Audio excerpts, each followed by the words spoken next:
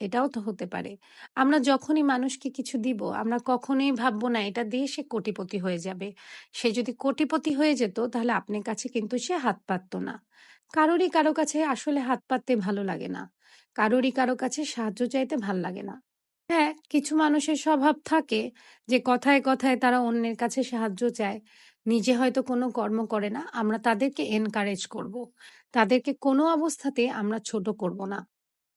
আমরা অনেকেই উপদেশ দিতে অনেক পছন্দ করি, কিন্তু উপদেশ না দিয়ে তার চাইতে যদি একটু পজিটিভভাবে সেই মানুষগুলোকে ইনফ্লুয়েন্স করার চেষ্টা করি, সেটা কিন্তু আমাদের জন্য বেশি ভালো।